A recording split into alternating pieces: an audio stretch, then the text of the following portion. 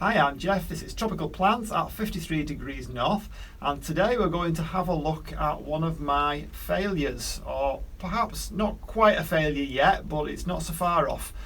I'm talking about, of course, the tricky to grow, yikes, worst looking Miltoniopsis in the world. We'll have a look at some of its cultural needs and requirements, whether it's worth saving and whether it's showing any signs of recovery. I'll see you inside.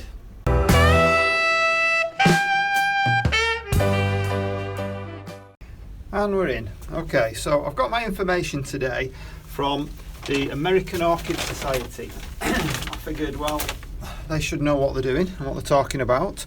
I have a lot of respect for the stuff on there, the information on there. It seems to be the most detailed of any I've seen anywhere.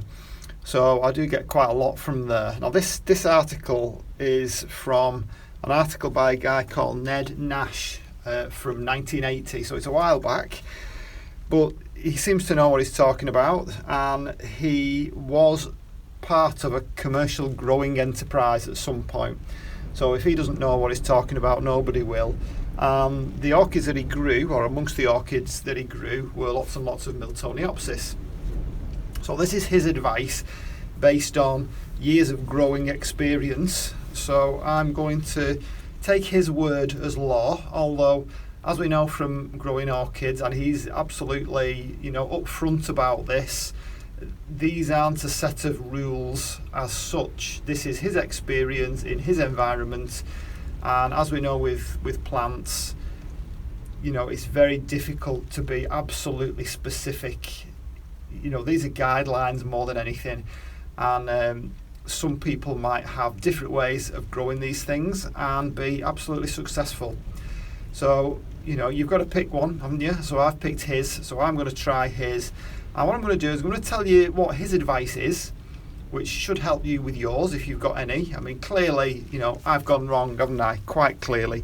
This is not a good looking plant. It has just bloomed, but the bloom only lasted a day, and really I only wanted to see what it looked like just to remind myself that it was worth saving.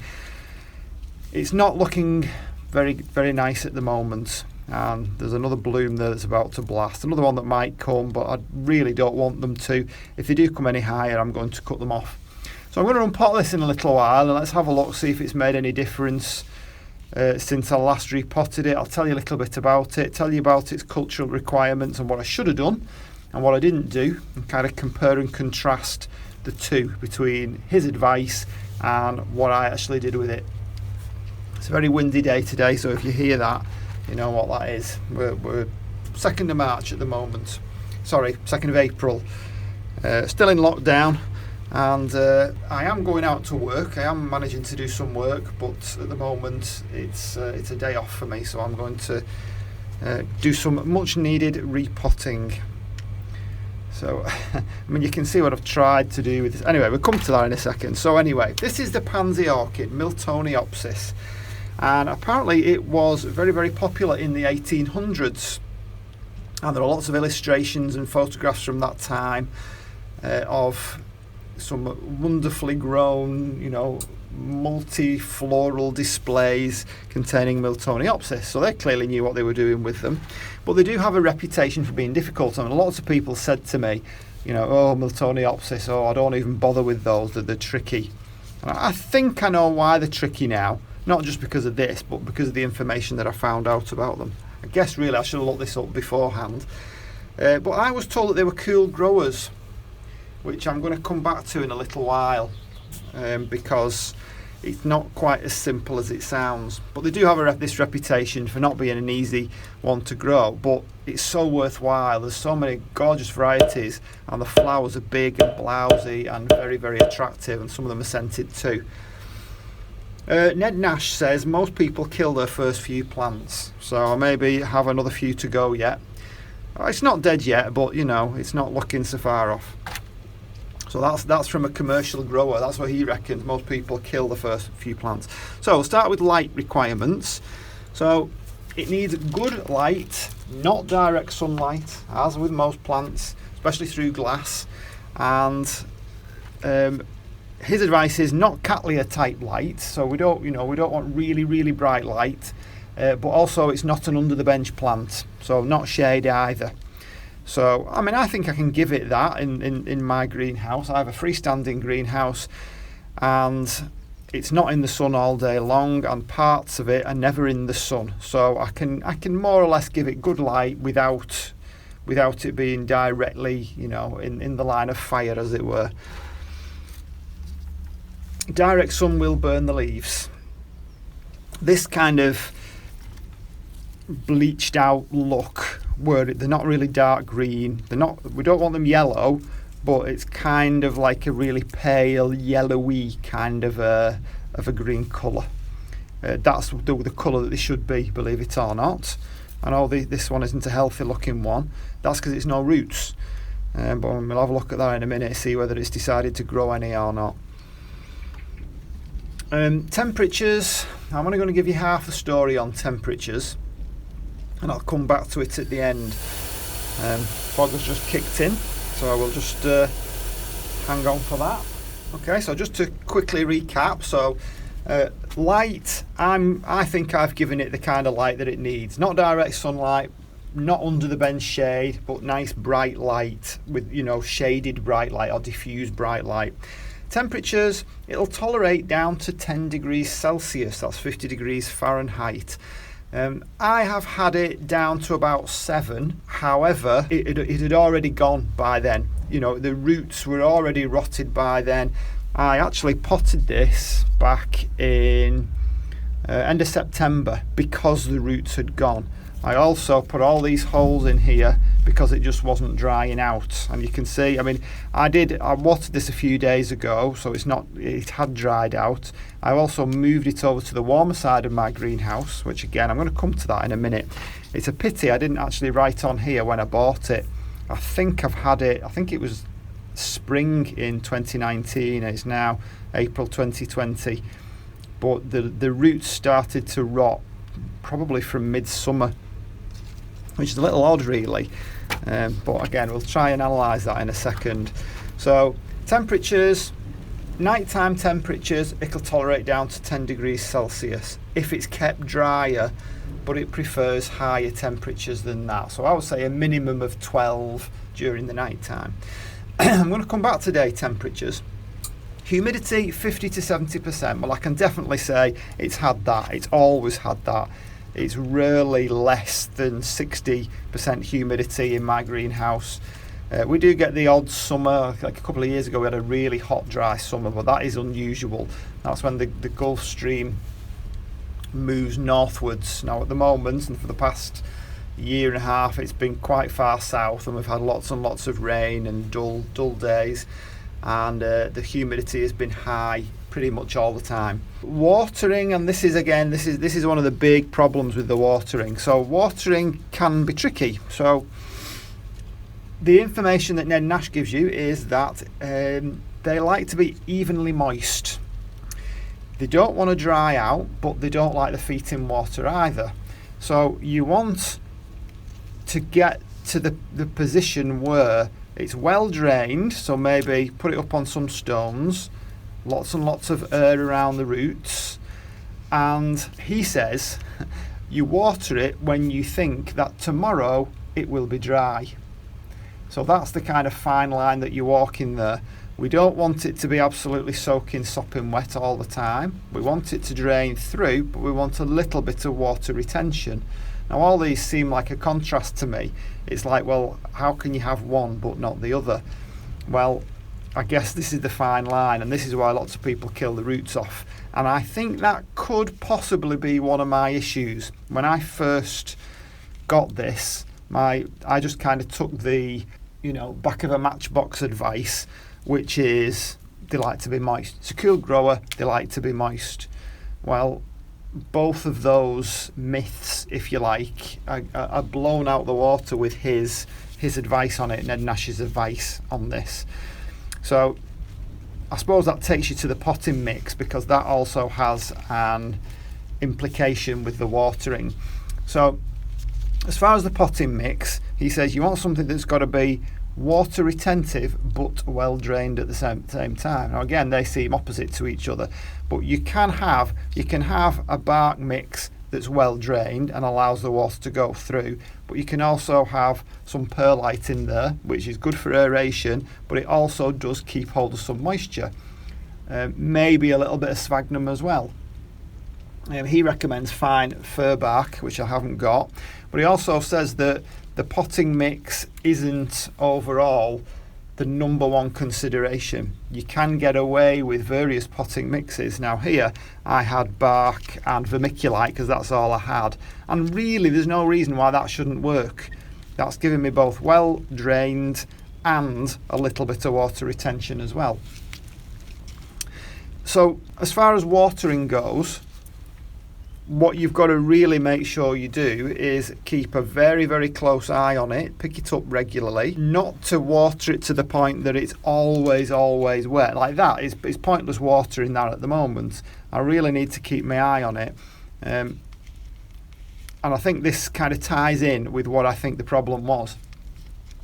I think at the time, going back to midsummer, when the temperatures were okay, I think that I have watered it, like in my mind it needs to be moist all the time. So I've always just given it a little bit more water, and I think that's what started the rot of the roots. Now that was before I had all these holes in the side. That was before I had it in this kind of a mix.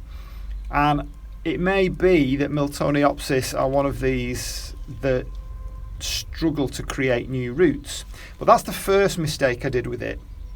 I don't think I got my watering right. I definitely didn't have it up on stone, so it wasn't as well drained.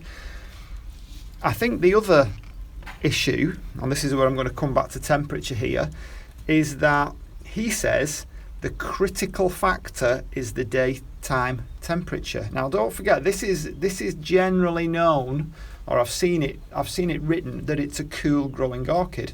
He says that the daytime temperature should be kept at 26 to 29 degrees Celsius. That's 80 degrees Fahrenheit to 85 degrees Fahrenheit.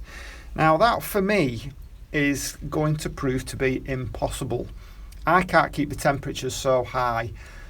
Even in our summertime, it's going to be a struggle if it's not a sunny day. For the majority of the year, especially in winter, and when I can keep my minimum temperature at 12 degrees Celsius, it will also be 12 degrees Celsius during the day. However, I now have, as some of you know, a warm side to my greenhouse. So my warm side has a minimum of 16 degrees Celsius. So I'm going to give it another try. I've already brought this over to the warm side, and I think I could buy another one and see if it will put up with, I guess, 16 degrees Celsius, even though he says it needs to be a lot warmer. So it's not really a cool growing orchid because it doesn't mind going up to those higher temperatures, although it doesn't, it won't cope with the extremes like cattleyas. It's not a warm growing orchid because it will go down to 10, and it's not an intermediate because it will cope with like beyond those temperatures that we normally think of as intermediate. I guess the truth is there isn't really a classification as to what kind of temperature it is. So I'm going to give that a go. I'm going to make sure that it doesn't fall below 12 degrees Celsius, and I'm going to make sure that it doesn't go above 29 degrees Celsius if I can. At night time, my minimum is going to be 16. So let's see if that makes any difference. And to be honest, since I did move it over to the warm side, it did produce that one flower for me. But what it needs more than anything is some roots. It needs to put some roots down. These concertina, wrinkly, pleated leaves, whatever you want to describe them, are usually a sign that it's not been watered. Now in this case, it was watered, but because the roots had rotted, which apparently are quite fine, then that means that it wasn't getting the water. So no matter how much I watered it, it wasn't getting the water because it had no roots, hence all the wrinkly, crinkle leaves. So usually when people see these wrinkle leaves, they say you need to water them even more. As far as fertiliser goes, he reckons weekly at half strength, flush regularly, it doesn't like salt build up. And he says the single most beneficial cultural technique was an annual repotting during the cooler months. Well, it's not quite summer here, you know, we've only just got to spring, so it's still pretty cool out there. So I'm going to give it a go. I'm going to have a look at this one, and I'm going to see if it's showing any signs at all of recovery. Now, what I should have done was moved it straight into the warm side as soon as I got it built. So I still think there is some hope for recovery. You know, I'm coming to summer here now. Well, we're getting into spring. Summer will be coming, and I think it is in a better place than it was before. So I think that will give it a chance, at least. When I did repot it, going back to September, my knowledge was pretty limited back then. But obviously I did realise that it needed to, you know, not dry out, but this constant wetness was no good. I also have realised at this point that by anchoring it in place, that is also better for orchids to grow the roots. If they're wobbling about all the time, they don't like that. So what I'm going to do now is I'm going to unpot this, have a little look at it, and see if there is any sign or any reason to be happy. I honestly doubt it, to be honest, because it's still wobbly, it's still wobbling about. But I'm going to change it. I'm going to change the potting mix, and I'm going to see if something else works. So I don't expect this to be a pretty sight.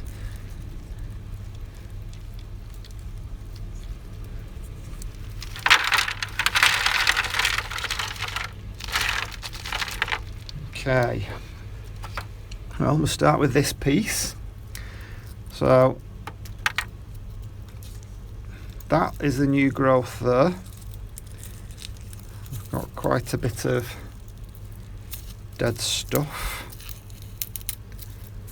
All sheaths to take off there.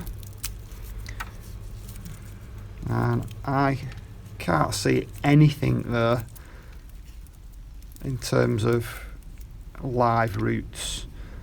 All these are gone, I think, yes.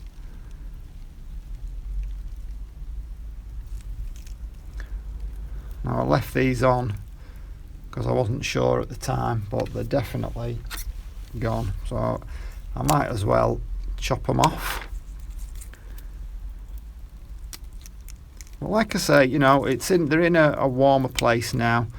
So,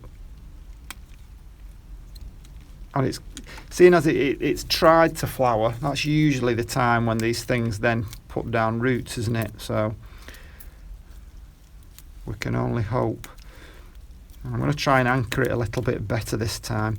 And what I'm going to do, I'm going to get a potting mix together and see if I can get some sphagnum just up round where the roots will grow, just to give it some moisture around this area, and see if that makes any difference. So you can see why they're so concertina, because there's nothing there. There is no sign of any growth whatsoever. But yet this is it's still growing very slowly. So let's just move that to one side. Have a look at the main piece here. I'm not expecting anything, if I'm honest. So let's take that off. And I mean, it had a bloom on it this week. I mean, what day is it today? It's Thursday today, and I took the bloom off on Tuesday. So it is still coming. It's not dead.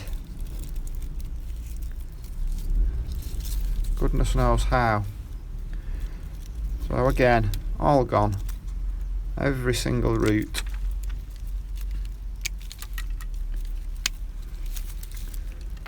And I might as well get rid of them, because they were like this back in September, and keeping them has made it's not given me any positive benefit. These aren't even attached.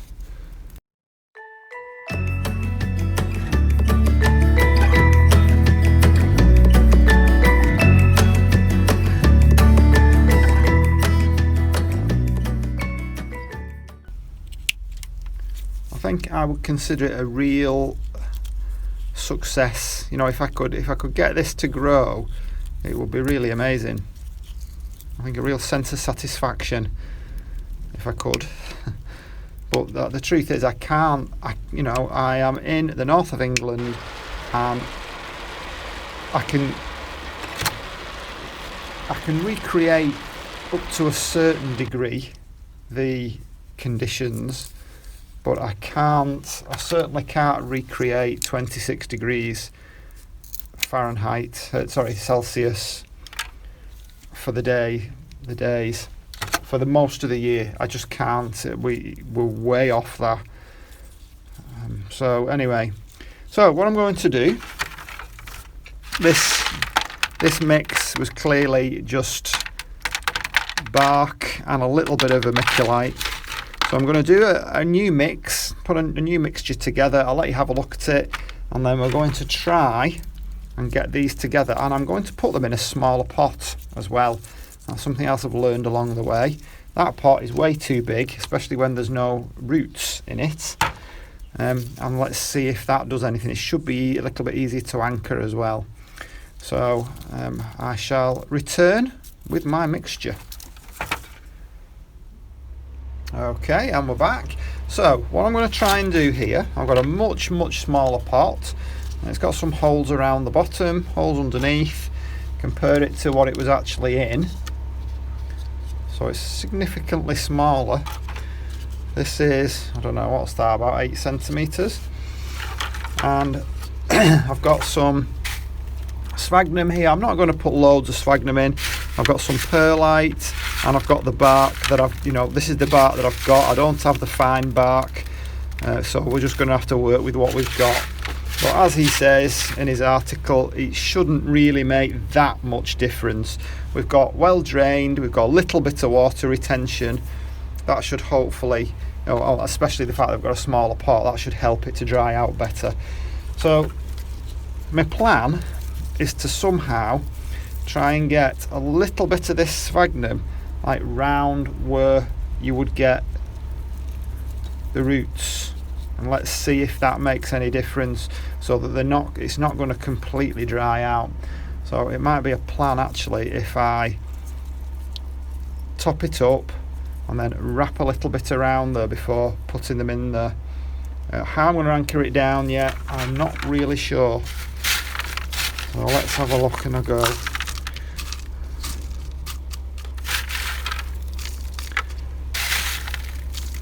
He says 15 to 20% perlite. So I've just guessed it. Shouldn't make a great deal of difference. So let's try with this bigger piece. So if I just get a little bit of sphagnum, now I don't know whether this is going to work or not, but I mean at the moment they're clearly very dehydrated because they're just not getting the water because they've no roots whatsoever. So that's one. It really makes it easy when you're doing it in a smaller pot. And I did manage to save, I don't know if you've seen my video on Oncidium sweet sugar. I lost all the roots at that right at the beginning of my kind of orchid journey, and by sticking it in a smaller pot it made all the difference. Okay, and the last one. I mean, I'm just putting in a little bit, I'm not absolutely smothering it in moss. And I'm trying to put the old back bulbs towards the centre so that they've got a little bit of room. Okay, now let's top it up. See if this might be enough. I mean, I'm with it being in a small pot and I'm kind of burying the bulbs a little bit, it can be enough to make it rigid and sturdy. That other pot was way too big for them. But like I say, at the time I wasn't sure whether those roots were alive or dead. Now I know better. I'm feeling a little bit more confident having seen and rescued some other orchids in this way. But I might eat my words. It's happened before. Like I say, I keep repeating, I'm not in an ideal place for growing orchids. I know there are lots of orchid growers in the UK. Well, there's not really. There are not a lot of orchid growers in the UK. There are people. That's where they gather at the orchid societies, or they did gather prior to lockdown. And that'll change, I've no idea. But many people grow them in the houses or grow rooms, and clearly that's better, isn't it? Because you've got your temperatures, whereas I've got a freestanding greenhouse and the temperatures are very difficult to maintain and very expensive too.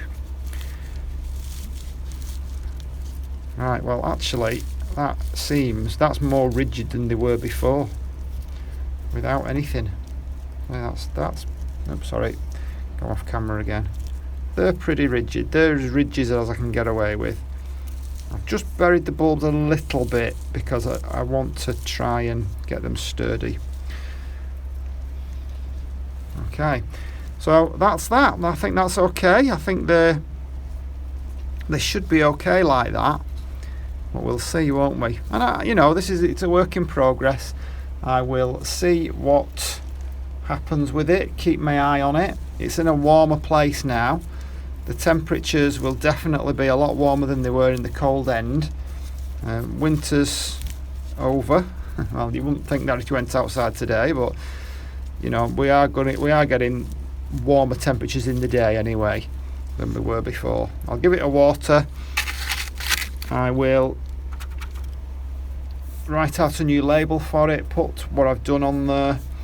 I shall try to put the temperatures, like the temperature range, on there as well, and let us see what happens. So that's it for today. I hope that was useful to people, and I will come back and update you on this as time goes on, and I'll be interested to know of your experiences with Miltoniopsis, what you've done with them. Have you managed to successfully grow them, especially if you've managed to successfully grow them in an environment like the north of the UK? It's these plants, there's no such thing really as an easy and hard plant. Yeah, it's hard for me, but if you happen to live in the conditions that it likes, then I'm sure it absolutely thrives. And that's what Ned Nash kind of concludes with. That you get everything right, get the cultural conditions right, and it will be an easy one for you, and it will be vigorous, and it will flower a lot, and that's what I'm trying to recreate. So yeah, give us a thumbs up if you enjoyed it, thumbs down if you didn't, and hopefully I will see you on the next one. Bye.